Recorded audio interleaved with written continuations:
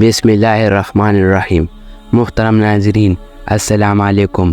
حضرت سلیمان پارسی رضی اللہ تعالیٰ عنہ بیان فرماتے ہیں کہ ایک دفعہ حضرت رسول خدا صلی اللہ علیہ وآلہ وسلم کی خدمت میں بغیر موسم کے کچھ انگور تحفے کے طور پر پیش کیے گئے تو آپ صلی اللہ علیہ وآلہ وسلم نے فرمایا، اے سلمان، میرے فرزندوں حسن و حسین علیہ السلام کو لاؤ تاکہ وہ بھی میرے ساتھ یہ انگور کھائے۔ سلمان پارسی رضی اللہ تعالیٰ عنہ کہتے ہیں کہ میں حکم رسول کے مطابق روانہ ہوا اور جناب فاطمہ رضی اللہ تعالیٰ عنہا کا دروازہ کھٹکھٹایا مگر وہ دونوں شہزادے وہاں موجود نہیں تھے۔ میں نے واپس جا کر حضور اکرم صلی اللہ علیہ وآلہ وسلم کو بتایا کہ آپ کے دونوں نواسے گھر میں موجود نہیں ہے۔ یہ سن کر حضور اکرم صلی اللہ علیہ وآلہ وسلم اپنی جگہ سے کھڑے ہوئے اور بچوں کی تلاش میں نکلے، اور ان کے نہ ملنے سے آپ انتہائی مصرف نظر آ رہے تھے۔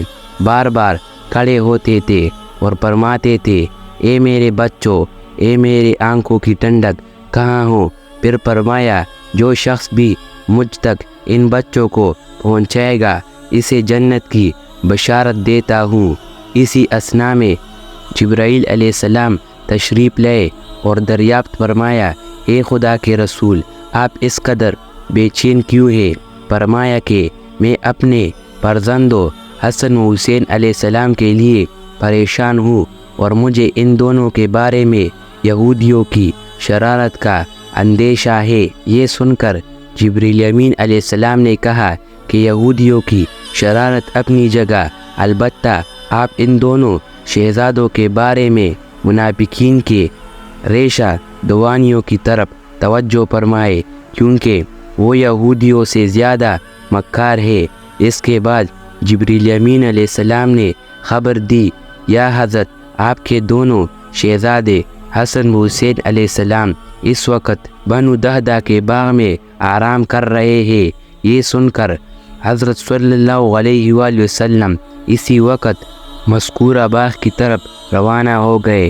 وہاں پہنچے تو یہ منظر دیکھا کہ دونوں شہزادے ایک دوسرے کے گلے میں باہیں ڈالے ہوئے ہیں، سو رہے ہیں، اور ان کے نزدیک ہی ایک خوفناک جانور ہے جس کے منہ میں پھول کی ایک ٹہنی ہے، جس کے ذریعے سے وہ ان دونوں کے چہرے پر گویا پنکھا جل رہا ہے۔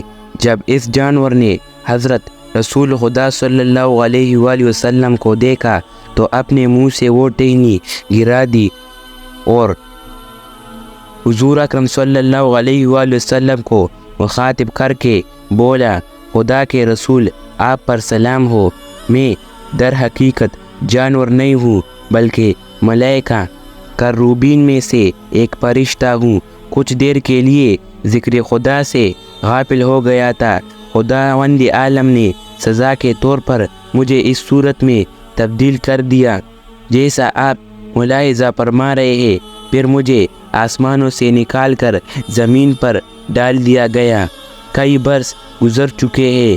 میں خداوند عالم کی بارگاہ میں گزارش کرنے کے لیے ایسے صاحب فضل و کرم بندے کی تلاش میں ہوں جو میری سفارش کر دے، تو ہو سکتا ہے خداوند عالم میرے حال پر رحم فرمائے اور پھر پہلے کی طرح دوبارہ فرشتہ بنا دے۔